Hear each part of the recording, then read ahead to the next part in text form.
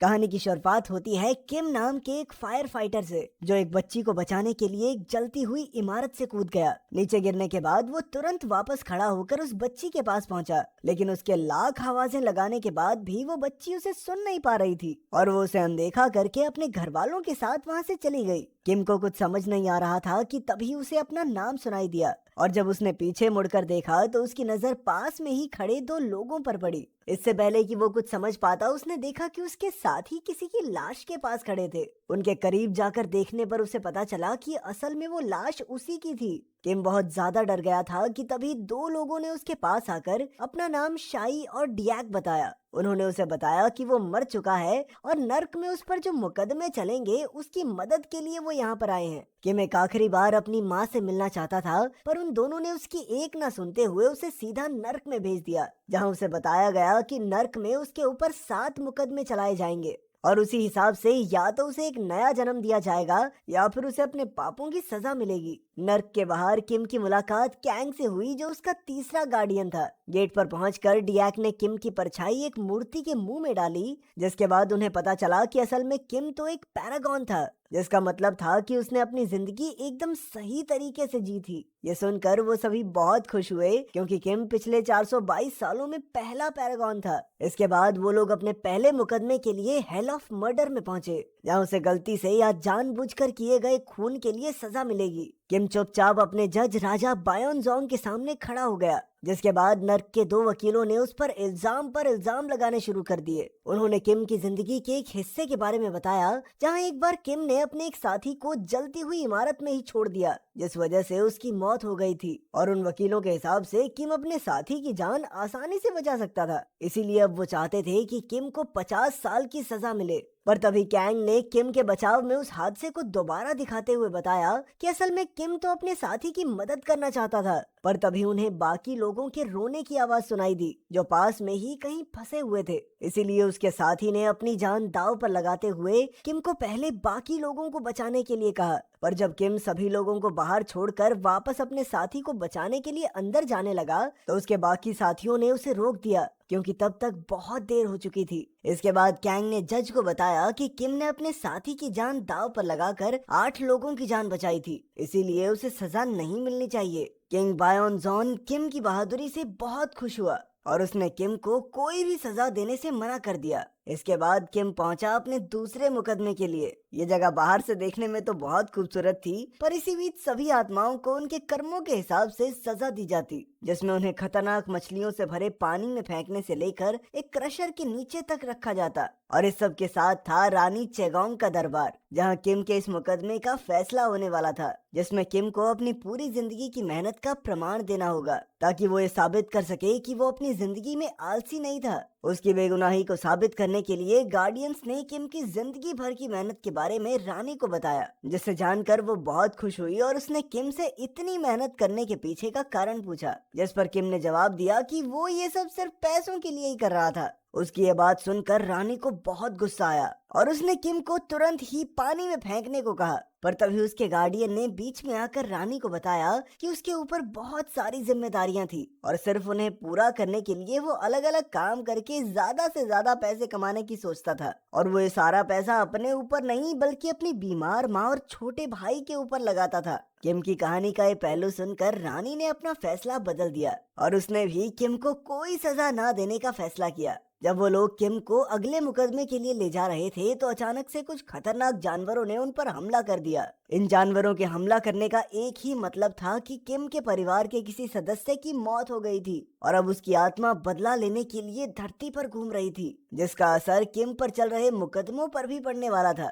किम को लग रहा था कि शायद उसकी माँ की मौत हो गई होगी, क्योंकि वो तो पहले से बहुत बीमार थी। इस पर कैंग ने उसे बताया कि उस आत्मा को मुक्ति देने का एक ही तरीका है, जो भी मरा है उसकी लाश को ढूंढकर उसका अंतिम संस्कार करना होगा, ताकि उसकी आत्मा को शांति मिल जाए। इसीलिए कैंग उस लाश को ढूंढने के लिए धरती पर चला गया और वहीं बाकी गार्डियंस किम को अगले मुकदमे के लिए लेकर गए, जहां एडमिरल एसॉन किम के बोले हुए सभी झूठों का हिसाब लेगा और उसी के हिसाब से उसे सजा मिलेगी। इधर वकीलों ने किम के खिलाफ 98 झूठे लेटर्स पेश किए, जो उसने अपने मरे हुए साथियों के बच्चों को लिखे थे। और ऐसी ही कई चिट्ठियां उसने गायान नाम की एक लड़की को भी लिखी थी, जो उसके एक साथी की बेटी थी, जिसके मरने के बाद भी किम उसकी तरफ से उसकी बेटी को लेटर्स लिखता रहा। वकीलों का कहना था कि ऐसा करके किम ने उस लड़की के साथ धोखा किया है। ये बात सुनते ही एडमिरल ने किम की जुबान काटने का आदेश दे दिया। पर तभी गार्डियन ने किम के बचाव में एडमिरल के सामने कुछ और लेटर्स भी रखे, जो किम ने अपनी माँ को लिखे थे जब वो हॉस्पिटल में भर्ती थी।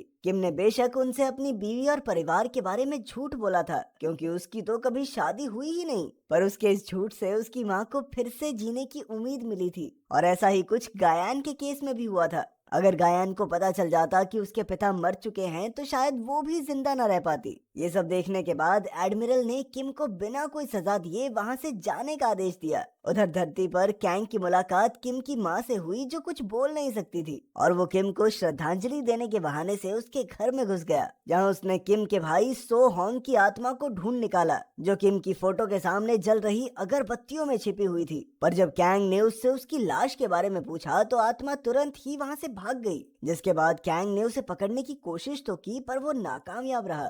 इसके बाद कैंग ने नर्क में किम से बात की और उसे बताया कि उसकी माँ और भाई दोनों बिल्कुल ठीक थे। ये सुनते ही किम बहुत ज्यादा खुश हो गया और उसके वहां से जाने के बाद कैंग ने बाकी गार्डियंस को सच बता दिया। असल में वो किम का ध्यान मुकदमे से भटकाना नहीं चाहता था। उधर अपने अगले मुकदमे की तरफ जाते हुए किम ने डायक को बताया कि वो अपनी माँ को एक कुकर तोहफे में देना चाहता था, और उसने कुकर के अंदर एक चिट्ठी भी रखी हुई थी जिसमें उसने सब कुछ सच सच लिखा हुआ था। उसने अपनी मौत से पहले ही इसकी सारी तैयारी कर ली थी। उधर धरती पर कैंग सो होंग के आर्मी स्टेशन पर पहुंचा, जहां उसे पता चला कि सो होंग को भगोड़ा घोषित कर दिया गया था और आर्मी वाले फिलहाल उसकी तलाश कर रहे थे। असल में सो होंग की नौकरी कुछ ही दिनों में खत्म होने वाली थी, इसीलिए कैंग को इस बात पर बिल्कुल भरोसा नहीं हुआ।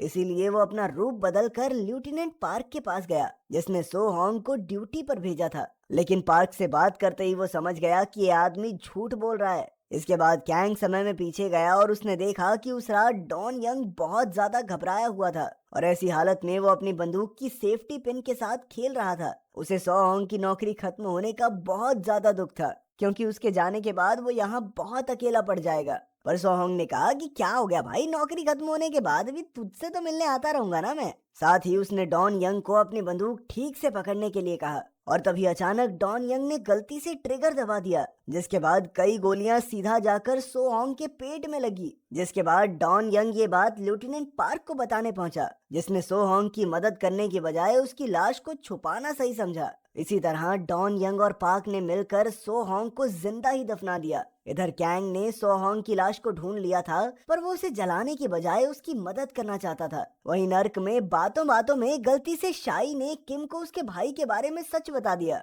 वहीं कैंग को सो होंग की आत्मा एक क्लब में मिली, जिसके बाद वो एक बार फिर से उसे पकड़ने के लिए दौड़ा, और इस बार जैसे तैसे कैंग ने सो होंग को पकड़ ही लिया। दरअसल कैंग चाहता था कि सो होंग अपने भाई की मदद करे, पर सो होंग को किम से कोई खास प्यार नहीं था, क्योंकि उसने पिछले 15 सालों से अपने भाई को देखा तक नहीं था। दूसरी तरफ डॉन यंग ने सो होंग के घर के बाहर से एक मैप अंदर फेंका, जो उसकी गूंगी माँ को मिला। असल में उस मैप के अंदर सो होंग की लाश का पता था। सो होंग की आत्मा भी ये सब देख रही थी। दरअसल डॉन यंग को बहुत ज्यादा पछतावा हो रहा था कि उसने गलती से अपने दोस्त को मार डाला। उसी वक्त कैंग और सो होंग भी वहां पहुंच गए। अपने दोस्त को इस हालत में देखकर सो होंग ने कैंग से उसे बचाने को कहा। कैंग इस काम के लिए तैयार तो हो गया, पर उसने सो होंग को पहले ही बता दिया कि भाई ये चीज हमें बाद में दिक्कत जरूर देगी। इसके बाद कैंग ने सो होंग की आवाज में एक गाना गाया, जो डॉन यंग का सबसे पसंदीदा गाना था। कैंग की मदद से सो होंग ने उसे बताया कि उसने अपने दोस्त को माफ कर दिया है, इसीलिए उसे कोई भी गलत कदम नहीं उठाना है। उधर किम को एक और मुकदमे से बिना किसी परेशानी के जाने दिया गया। इसके बाद वो पहुंचा हेल ऑफ वायलेंस में, जहां उसके ऊपर अपने छोटे भाई को बिना वजह पीटकर घर से भगाने का आरोप लगाया गया, जिसके लिए उसके भाई ने उसे कभी माफ नहीं किया था। इसीलिए गार्डियंस भी उसके बचाव में कुछ नहीं बोल सकते थे। इसीलिए उन्होंने आपस में सलाह करके एक कंबाइंड ट्रायल की मांग की, जिसका मतलब ये था कि उन्हें इस मुकदमे के आरोप की सफाई अगले मुकदमे के आरोप के साथ देनी होगी। इस तरह वो अभी के लिए तो यहाँ से चले जाएंगे, पर अगर वो ऐसा करने में नाकामयाब हो गए तो किम की सजा को और बढ़ा दिया जाएगा। साथ ही तीनों गार्डियंस को भी गार्डियन के दर्जे से हटा दिया जाएगा। इसके बाद वो तीनों अपने अगले मुकदमे के लिए आगे बढ़ चले, जहां ये देखा जाना था कि आखिर किम अपने माता पिता की कितनी इज्जत करता था। वहां पहुंचने से पहले ही किम ने अपने गार्डियंस को बताया कि असल में वो एक अच्छा बेटा नहीं था। उसकी माँ अक्सर काफी बीमार रहती थी और उनके पास मदद के लिए कोई था भी नहीं। उस समय वो सभी बहुत ज्यादा परेशानी से गुजर रहे थे। इसीलिए एक दिन परेशान होकर किम ने अपनी माँ को मारने की कोशिश की, लेकिन ऐन वक्त पर सो होंग ने उसे रोक दिया, जिसके बाद वो उसे पीट कर अपने घर से भाग गया। और अगर वो अपनी माँ को मारने में कामयाब हो जाता तो अगले दिन वो खाने में नींद की गोलियां मिलाने वाला था, जिससे शायद वो और उसका भाई भी मारे जाते। उधर कैंग ने सो होंग की आत्मा को एक बार फिर से उसके शरीर में डाल दिया, पर तभी सो होंग की नजर अपनी माँ पर पड़ी, जो गले में एक बोर्ड लटका कर अपने बेटे को ढूंढ रही थी। पर जैसे ही लेफ्टिनेंट पार्क की नजर उन पर पड़ी तो वो तुरंत ही उन्हें वहाँ से भगाने में लग गया। इसके बाद सो होंग की माँ ने पार्क को एक मैप दिखाया, जिसे देखकर वो बहुत गुस्सा हो गया और उसने उस बूढ़ी औरत को धक्का देकर नीचे गिरा दिया। ये देखकर सो होंग को इतना गुस्सा आया कि उसने तुरंत ही अपनी आत्मा का रूप लेकर पार्क पर हमला कर दिया। उसके इस बर्ताव का असर नर्क में उसके भाई पर भी पड़ा और कुछ अजीब से राक्षसों ने किम पर हमला कर दिया। उधर कैंग सो होंग को रोकने की कोशिश में लगा था, पर जब वो अकेला ये काम नहीं कर पाया तो उसने शाई को भी अपनी मदद के लिए बुलाया। धरती पर चल रही इस लड़ाई की वजह से किम धीरे धीरे रेगिस्तान की मिट्टी में धंसता चला जा रहा था। और उधर जब शाई ने आखिरकार पार्क को बचा लिया तो सो होंग की नजर अपने भाई पर पड़ी, जो अब तक पूरी तरह मिट्टी के नीचे पहुंच गया था। और ये देखकर उसने खुद को शांत किया। सो होंग के शांत होते ही किम के सामने उसका आखिरी कोर्ट आ गया, जहां आखिरी मुकदमे का फैसला होने वाला था। राजा के मुताबिक किम ने अपनी माँ की हत्या करने की कोशिश की थी, इसीलिए उसे सजा तो मिलनी चाहिए। पर तभी डियाक ने किम के बचाव में कहा कि जब उसने ऐसा करने की कोशिश की थी तब उसकी माँ नींद में थी, लेकिन राजा ने उसे दिखाया कि इस सब के दौरान किम की माँ जाग रही थी और वो बेचारी तो किम की खुशी के लिए अपना बलिदान तक देने को तैयार थी। ये सुनते ही किम जोर जोर से रोने लग गया और अब वो किसी भी सजा के लिए तैयार था। पर जैसे ही राजा उसे सजा सुनाने के लिए आगे बढ़ा तो उसका पूरा कोट हिलने लग गया। असल में सो होंग एम्बुलेंस में बेहोश पड़ी किम की माँ के सपने में पहुंच गया था, जहां उसने अपनी माँ को उस रात के बारे में याद दिलाया। उसके मुताबिक किम ने उन्हें मारने की कोशिश जरूर की थी, पर वो ऐसा कर नहीं पाया था। और फिर उसने पूरी जिंदगी अपने पागलपन के इन 4 पलों पर अफसोस ही किया था। वो कभी उनसे मिलने नहीं आया, पर फिर भी पूरी जिंदगी वो उनकी जरूरतें पूरी करने के लिए मेहनत करता रहा। और अगर किम ऐसा नहीं करता तो उसके छोटे भाई और माँ ने वैसे भी भूख के कारण मर ही जाना था। इसीलिए उसने अपने भाई को पूरी तरह माफ कर दिया। इसके बाद उसने पहली बार अपनी माँ को बोलते हुए सुना, जिनके मुताबिक इस सब में सारी गलती उनकी ही थी। उन्हीं की वजह से उनके परिवार को इतनी परेशानियां झेलनी पड़ी। ये सारी बातें सुनकर नर्क के राजा ने किम के ऊपर लगाए सभी आरोप खारिज कर दिए और उसे तुरंत ही स्वर्ग में भेज दिया गया। वहीं धरती से वापस आने से पहले कैंग ने किम की आखिरी ख्वाहिश भी पूरी कर दी। उसने वो राइस कुकर उसकी माँ तक पहुंचा दिया और जब उन्होंने उसे खोला तो उसके अंदर किम की लिखी हुई आखिरी चिट्ठी भी थी। अगर वीडियो पसंद आई तो लाइक कर देना, चैनल को सब्सक्राइब कर देना। मिलते हैं अगली वीडियो में। और वीडियो देखने के लिए लाइक कर देना, सब्सक्राइब कर देना और शेयर भी कर देना, क्योंकि मेरी मम्मा, क्योंकि मेरा भाई भी तो बोला था ना। बाय।